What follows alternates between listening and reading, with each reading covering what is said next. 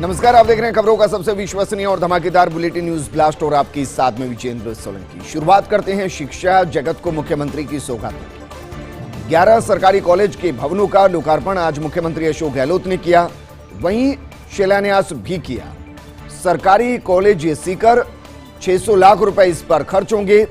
राजकीय कॉलेज होद 300 लाख रुपए यानी कि 3 करोड़ रुपए खर्च होंगे। राजकीय कॉलेज राजाखेड़ा पर 6 करोड़ 7 लाख रुपए यानी कि 607 लाख रुपए खर्च होंगे। केदारनाथ राजकीय कॉलेज गुढ़ा 4 करोड़ 22 लाख रुपए यानी कि 422 लाख रुपए। राजकीय कॉमर्स कॉलेज सीकर पर 6 करोड़ रुपए। राजकीय कला कॉलेज कोटा पर 6 करोड़ रुपए। राजकीय विधि कॉलेज बूंदी इसके जीर्णोद्वार पर 42 लाख रुपए खर्च। राजकीय कॉलेज राजगढ़ पर 6 करोड़ रुपए यानी कि 600 लाख रुपए। राजकीय कॉलेज बामनवास पर 3 करोड़ यानी कि 300 लाख रुपए। दौसा राजकीय कॉलेज जिम्नेजियम पर 1 करोड़ 5 लाख रुपए यानी कि 105 लाख रुपए। राजकीय महाविद्यालय राजगढ़ के भवन का लोकार्पण किया गया। राजकीय महाविद्यालय खिमसर के भवन का लोकार्पण किया गया। इसके अलावा अगर बात की जाए तो राजकीय महाविद्यालय बामनवास के भवन का भी लोकार्पण किया गया, यानी ये जनता को समर्पित कर दिए गए, छात्रों को समर्पित कर दिए गए। राजकीय महाविद्यालय पुष्कर के भवन का लोकार्पण कर दिया गया है। राजकीय महाविद्यालय गंगापुर के भवन का शिलान्यास किया गया। ये भवन भी जल्द बनकर तैयार होगा, ऐसी उम्मीद लगाई जा सकती है। राजकीय महाविद्यालय राजाखेड़ा के भवन का भी लोकार्पण किया गया, यानी कि ये जनता को, छात्रों को सुपुर्द कर दिया गया है। और कहा जा सकता है कि शिक्षा जगत को मुख्यमंत्री ने जो सौगातें दी हैं, उसके बाद शिक्षा क्षेत्र में राजस्थान और आगे बढ़ता हुआ नजर आएगा। 11 कॉलेजों का लोकार्पण और शिलान्यास मुख्यमंत्री अशोक गहलोत ने आज वर्चुअली माध्यम से किया है। कोरोना की वजह से वर्चुअली मुख्यमंत्री लगातार बैठकें ले रहे हैं। लगभग 400 से ज्यादा बैठकें वो अब तक कर चुके हैं।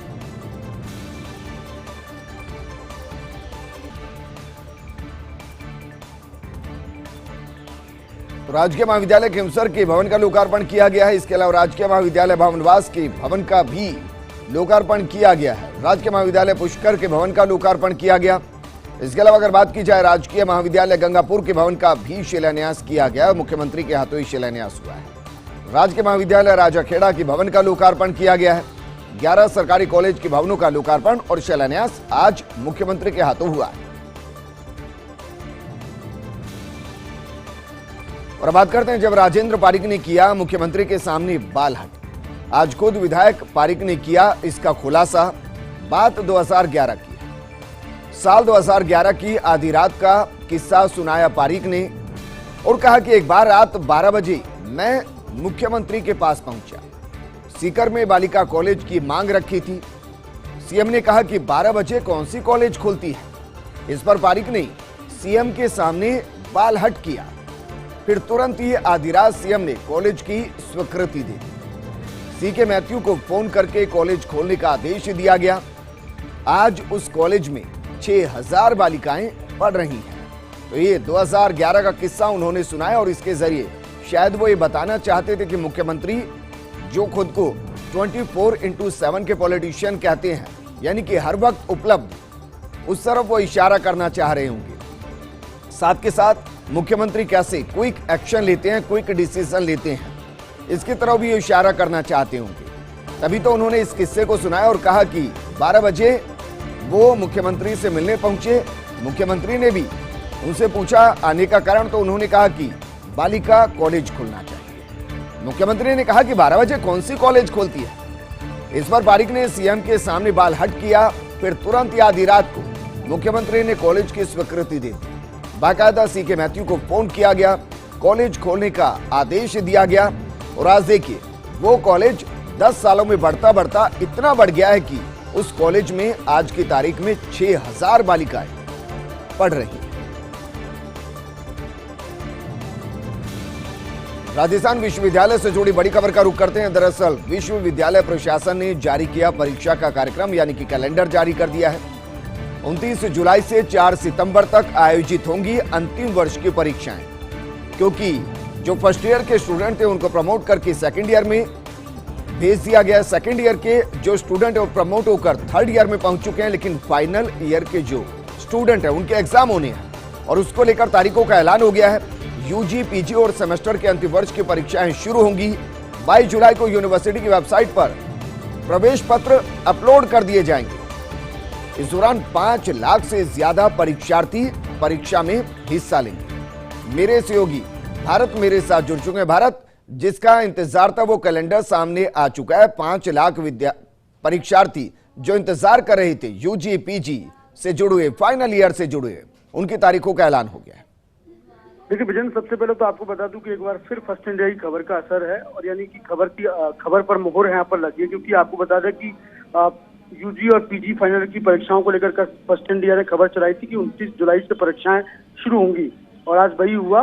29 जुलाई से यूजी और पीजी की फाइनल की जो एग्जाम है वो यहाँ पर शुरू हो रही है। इसके साथ साथ जो कोरोना काल से पहले जो शेष परीक्षा रह गई थी, जो कि लॉकडाउन के चलते नहीं हो पाई थी, उन परीक्षाओं की भी शुरुआत है वो इसी पेज से होगी। साथ साथ जो सेमेस्टर की एग्जाम है उनकी परीक्षा होंगी। आपको बता दें कि जब उच्च शिक्षा मंत्री भंवर सिंह भाटी ने जब प्रमोट करने का फैसला लिया था, फर्स्ट ईयर के स्टूडेंट को प्रमोट करने का फैसला लिया था, तो ऐसे में जो यूजी और पीजी फाइनल की जो परीक्षाओं कराने का जो निर्णय था वो जुलाई के अंतिम सप्ताह और अगस्त के प्रथम सप्ताह में लिया था। तो इसको देखते हुए यूनिवर्सिटी प्रशासन उसी दिन से तैयारियों में यहाँ पर लग गया और अब तैयारियां पूरी कर ली और पहले फेज की जो परीक्षाएं वो 29 जुलाई से शुरू है वो होंगी। जी भारत, शुक्रिया तमाम जानकारी हमारे साथ साझा करने के लिए। परीक्षाओं को लेकर तारीखों का ऐलान हो गया है। इसके साथ जाहिर तौर पर कोरोना प्रोटोकॉल को लेकर भी गाइडलाइन जारी होगी, जिसके जरिए बताया जाएगा कि परीक्षाओं में किस तरीके से कोरोना प्रोटोकॉल की पालना करनी है। आगे बढ़ते हैं और बात करते हैं फर्स्ट इंडिया अखबार के अदिति नागर की जैकेट स्टोरी।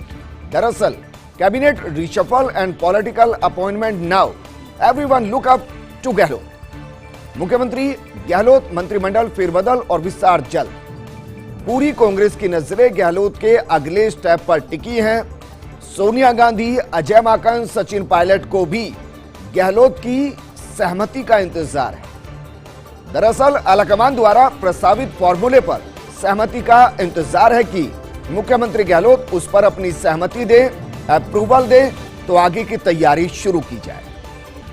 सूत्रों के अनुसार इस फॉर्मूले पर गहलोत के कुछ रिजर्वेशंस हैं, यानी कि वो कुछ चीजों को लेकर अभी अड़े हुए हैं। गहलोत चाहते हैं पार्टी में कोई गुट ना हो, किसी गुट की बात ना हो, ना गहलोत गुट की बात हो, ना पायलट गुट की कोई बात हो। इसके लिए पायलट कैंप के 19 विधायकों में से 6 या 7 मंत्री खुद चुनने का अधिकार मुख्यमंत्री गहलोत चाहते हैं। यानी कि वो चाहते हैं कि ठीक है 6 से 7 मंत्री बना लिए जाएंगे, लेकिन वो उन्हीं की पसंद के होंगे, क्योंकि वो मुख्यमंत्री का अधिकार है। मुख्यमंत्री अपनी कैबिनेट को किस तरीके से चाहते हैं, किसको मंत्री बनाना चाहते हैं, वो उनका विशेष अधिकार है। दूसरी तरफ पायलट कैंप चाहता है खुद अपने मंत्रियों के नाम सुझाना और इसके साथ ही उनको दिए जाने वाले विभागों पर भी उन्हीं की चले। यानी कि पायलट कैंप पहले तो यह चाहता है कि जो नाम उनकी तरफ से दिए जाए उनको मंत्रिमंडल में शामिल किया जाए। इसके साथ साथ वो ये भी चाहता है कि जिनको मंत्रिमंडल में शामिल किया जाए उनको किन मंत्रालयों की जिम्मेदारी दी जाए वो भी वही तय करे। और इसी प्रकार गहलोत कैंप नहीं चाहता राजस्थान में पायलट का कोई एक्टिव पॉलिटिकल रोल। पायलट रहे एक एआईसीसी जनरल सेक्रेटरी की संभावित भूमिका की सीमा के अंदर। लेकिन सूत्रों के अनुसार इस बारे में पायलट की अपनी 2 टूक राय है। जब तक पायलट कैंप के लोगों का नहीं होगा मंत्रिमंडल और राजनीतिक नियुक्ति में एक प्रॉपर पावर शेयरिंग, तब तक संभवतः खुद पायलट दिल्ली में नहीं लेंगे एआईसीसी की कोई बड़ी जिम्मेदारी। कहा जा सकता है कि पायलट कर रहे हैं 1 साल पुराने प्रियंका गांधी स्वर्गीय अहमद पटेल समझौते फॉर्मूले को तत्काल लागू करने की मांग। यानी कि जब पायलट गुट वापस आया था उससे पहले प्रियंका गांधी से मुलाकात हुई थी, अहमद भाई से मुलाकात हुई थी। उस दौरान उनको जो आश्वासन दिए गए थे उनको पूरा करने की मांग की जा रही है। लेकिन गहलोत की सहमति के अभाव में आगे मामला बढ़ नहीं पा रहा, क्योंकि मुख्यमंत्री उस पर सहमति नहीं दे रहे। अब खुद आलाकमान इस पूरे मामले को लेकर दुविधा में है। एक तरफ पंजाब में दुविधा फंसी हुई है और दूसरी तरफ राजस्थान के अंदर भी ऐसा ही पेच फंसा हुआ है। एक तरफ आलाकमान बनाए रखना चाहता गहलोत का फ्री हैंड, यानी कि वो अपने डिसीजन खुद ले सकते हैं, अपने मंत्रिमंडल का अपने हिसाब से विस्तार कर सकते हैं, किसको मंत्रिमंडल में लेना है ये उनका विशेषाधिकार मुख्यमंत्री से लेना नहीं चाहते। लेकिन इसके साथ ही वो चाहते हैं पायलट कैंप का सम्मानजनक एडजस्टमेंट भी। वो चाहते हैं कि पायलट कैंप को भी एडजस्ट किया जाए, यानी कि दोनों को खुश रखा जाए, कांग्रेस को एकजुट किया जाए।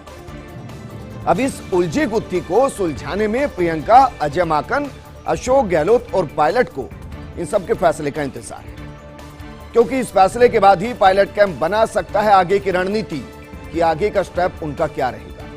इस सेटलमेंट के चलते फिलहाल 16-17 जुलाई तक कैबिनेट विस्तार नहीं होना है और 16 या 18 जुलाई को एक बार फिर माकन जयपुर आकर कर सकते हैं गहलोत से चर्चा। दूसरी तरफ इस प्रकरण में आलाकमान के बढ़ते दबाव में खुद मुख्यमंत्री थोड़े परेशान नजर आ रहे हैं, क्योंकि पायलट कैंप के 6 से 7 लोगों के अलावा उनके सामने है 102 वफादार विधायकों को संतुष्ट रखने की चुनौती। आपको याद होगा जैसलमेर के अंदर जब सब रुके हुए थे, एक बयान आया था, उसमें कहा गया था कि जो भी इस मुश्किल घड़ी में कांग्रेस के साथ हैं, अभिभावक बनकर मुख्यमंत्री उनकी रक्षा करेंगे, उनके साथ नाइंसाफी नहीं होने देंगे। अब संभवतः पंजाब शांति फॉर्मूले की घोषणा के तत्काल बाद राजस्थान का मामला फाइनली टेकअप हो सकता है, यानी इसको आलाकमान दिल्ली प्रमुखता से अपने सामने रख सकता है, जिसको सुलझाने की कोशिश की जाए। अलबत्ता अभी भी प्राय हर रोज आलाकमान और गहलोत के बीच कुछ ना कुछ बातचीत हो रही है, मामले को सुलझाने की कोशिश की जा रही है। और इसी बीच कांग्रेसी क्षेत्रों में पूछा जा रहा एक बेहद महत्वपूर्ण सवाल, क्या यह प्रस्तावित फेरबदल सीमित रहेगा केवल विस्तार अर्थात नए मंत्रियों को जोड़ने तक, या फिर मौजूदा मंत्रिमंडल में से लगभग आधा दर्जन मंत्री ड्रॉप किए जा सकते हैं, यानी कि उनको मंत्रिमंडल से बाहर का रास्ता दिखाया जा सकता है। यह सवाल भी पूछा जा रहा है। अब इन सारे सवालों के जवाब है सिर्फ सोनिया गांधी और गहलोत के पास। इन सबके बीच में एक और नाम सामने आ रहा है। हरीश चौधरी के संगठन में अपनी सेवाएं देने का प्रस्ताव राहुल को दिए जाने की चर्चाएं हैं, यानी कि जो अभी राजस्व मंत्री की जिम्मेदारी संभाल रहे हैं, उनको संगठन में अपनी सेवाएं देने का प्रस्ताव राहुल को दिए जाने की चर्चाएं हैं। अगर ऐसा होता है तो फिर मानकर चलिए वो मंत्रिमंडल से बाहर। आज एक बार फिर से आकाशीय बिजली का कहर नजर आया। चित्तौड़गढ़ में 3 महिलाएं आई आकाशीय बिजली की चपेट में। शंभुपुरा थाना क्षेत्र की सावा की पाटनिया की यह घटना बताई गई। खेत में कार्य करने के दौरान बिजली गिरी। गंभीर हालत में तीनों महिलाओं को जिला अस्पताल में भर्ती कराया गया।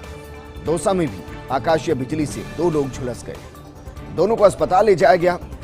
वहीं पाली के अंदर भी आकाशीय बिजली का कहर नजर आया और एक युवक की मौत हो गई। डेडली गांव में एक शादी समारोह में युवक गया था और बिजली गिरने से युवक की मौके पर ही मौत हो गई। प्रदेश के कई इलाकों में आज जमकर मेघ बरसे हैं, लेकिन आकाशीय बिजली कहर बनकर टूटी।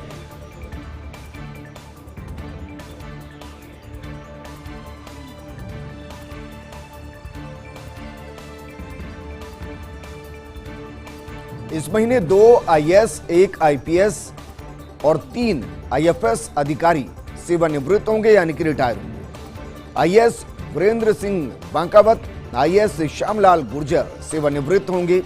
वहीं आईपीएस दुष्टदमन सिंह, आईएफएस श्रुति शर्मा, मोहनलाल मीणा, वेद प्रकाश गुर्जर सहित इस महीने 8 आरएएस अधिकारी भी सेवानिवृत्त होंगे। आरएएस राजपाल सिंह यादव, आरएएस मंगललाल योगी, आरएएस शिवाराम स्वामी, आरएएस कमलेश आबू सरिया, आरएएस बीरबल सिंह और आरएएस धर्मराज गुर्जर। इसके अलावा आरएएस भंवरलाल कांसोटिया, आरएएस जीतू सिंह मीणा सेवानिवृत्त होंगे। और ये हम प्रशासनिक उन चेहरों की बात कर रहे हैं जो अब रिटायर हो रहे हैं, जो सेवानिवृत्त हो रहे हैं। 2 आईएएस हैं, 1 आईपीएस हैं और इसके अलावा 3 आईएफएस हैं, जिनके नाम लगातार हम आपको दिखा रहे हैं, जो इसी महीने सेवानिवृत्त हो जाएंगे, यानी कि आधिकारिक तौर पर प्रशासनिक सेवा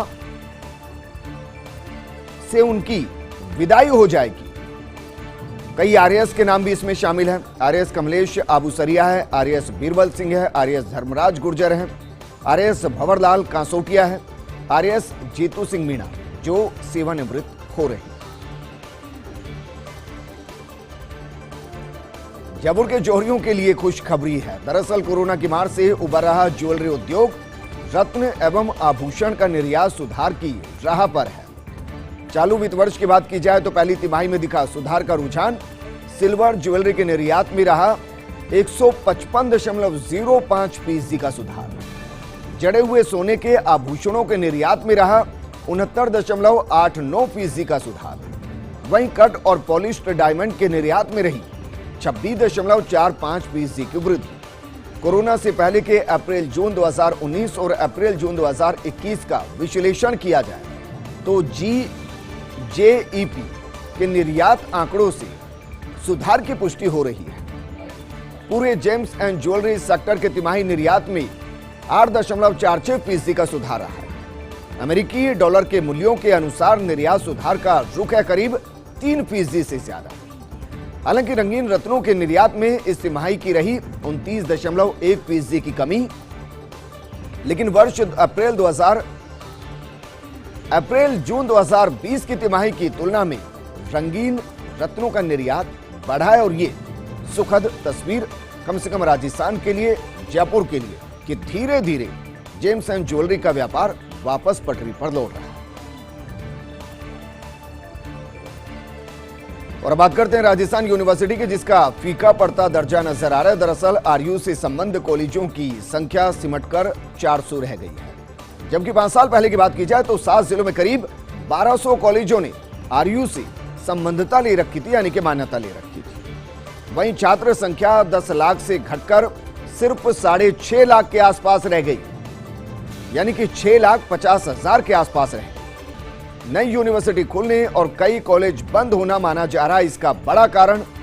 एरिया बढ़ने से राजस्थान यूनिवर्सिटी का रेवेन्यू भी घट रहा है।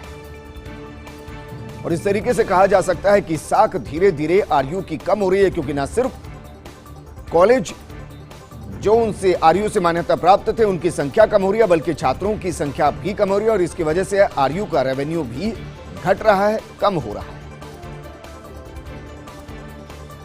विद्यार्थियों को अब 20 रुपए में 2 लाख का बीमा।